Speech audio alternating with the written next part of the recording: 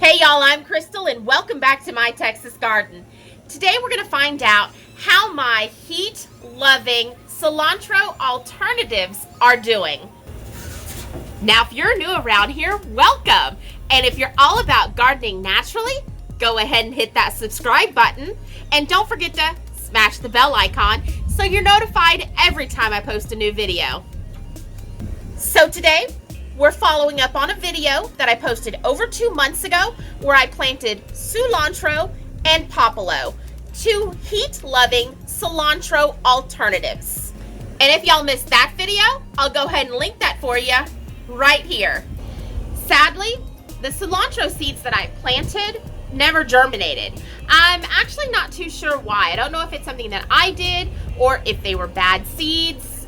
I'm just not too sure. But a couple of days ago, I did plant out some more cilantro seeds, so we'll actually see if we can get them to germinate this time. And if not, I'll try again.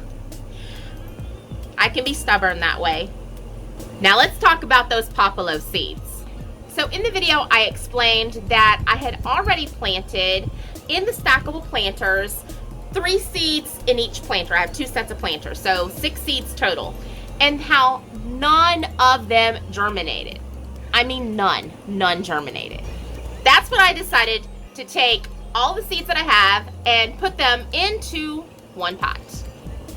Isn't there a saying that says, don't put all your eggs in one basket? Don't put all your seeds in one pot? So, how'd they do?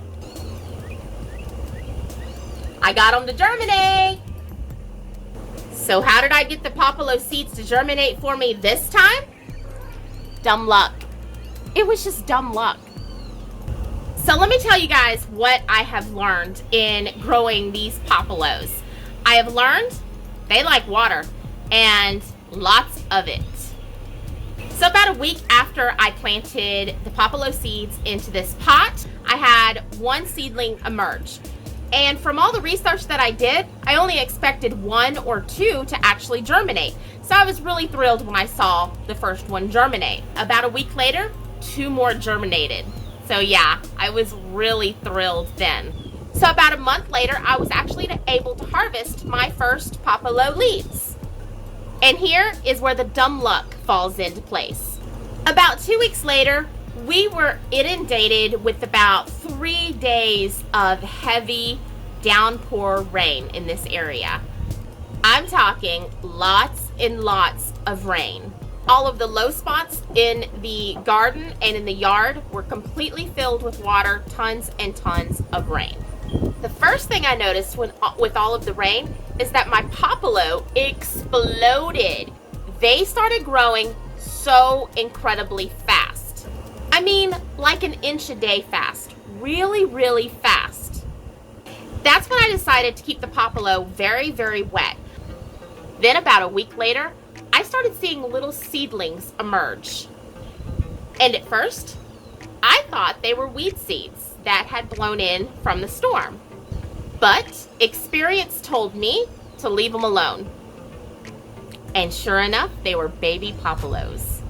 I decided to do a little bit more experimenting and started overwatering my stackable containers where I had planted the papalo seeds 2 months prior. And lo and behold, this happened. So my advice, if you're planning on growing papalos from seed, first, you want to make sure that the seeds are not damaged. Their little fans really do need to be attached. You need to make sure that your soil is wet. I mean, soaking wet from the very beginning. Don't be afraid about putting water on these seeds. Next, you want to make sure that you're only covering with about a 1/4 inch to a 1/2 inch of soil. I use something in between a 1/4 and a 1/2. And without pressing down on the soil and damaging the seeds, we want to just water them through really, really well. Don't be afraid about watering these seeds. I actually don't think you can overwater papalo. I mean, at least I haven't. Not yet. So my end result was about 70% germination rate. That's a far cry from the normal 20% that I was seeing all over the internet. And Papalo's love of water makes a lot of sense because they grow wild in the ditches of Mexico.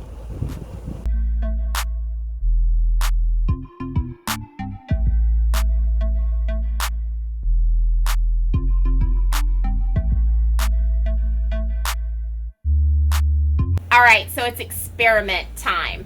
So the big one here is about 4 foot tall. And then I have a couple here that are 2 foot tall. And then I have some more baby seedlings in the bottom. I've actually thinned out some of the plants in this pot because I didn't want to overcrowd this big one because I am hoping for seeds this year. But I want to see how these 2 small ones respond to pruning. So what I'm gonna do with this guy right here, I'm only gonna prune the top off. Just that new growth right there. Poof, gone. And with this shorter guy, I'm gonna prune him a little bit more aggressive. We're gonna take about half of the plant off. Just like that. Right now, just like the mint and basil and oregano and rosemary, you have your main stem here, okay? And in between the leaf and the main stem is another set of leaves growing out. So that actually leads me to believe that by pruning it, by topping it off, all these little leaves that you see here will now bush out. That's the theory anyway. I know y'all are super curious about how these taste. I can tell you that you can smell the plant even without touching it. All my other herbs, the mints, the basils, oregano, rosemary, you really can't smell them until you touch them and kind of activate their oils. But this plant right here, you can really, really smell it. The smell is earthy. That's the best way to describe it. You know how rosemary, it's got very earthy undertones. It's very earthy. It's not a bad smell, not at all. It's very earthy. So taste-wise, the first thing that you're gonna notice is that it's earthy. Then it has kind of a peppery, kind of like arugula. So it's earthy and peppery all at the same time. Then you taste cilantro. I can definitely see why this is a good replacement for cilantro. And then finally, kind of on the back note of it all, it's like a hit of lime. So it's this very earthy, peppery, cilantro lime flavor. It's a complicated flavor. Hi, this stuff is strong. I'm not gonna lie to you. It does not take very much at all. I haven't tried any of this raw yet. You know what? I think I might try to make some salsa with this. So in a couple of months, we'll do another follow-up video. We'll see how those respond to being transplanted, and we'll also see how they responded to being pruned. For more great gardening videos, go ahead and click right here, and I'll meet y'all over there.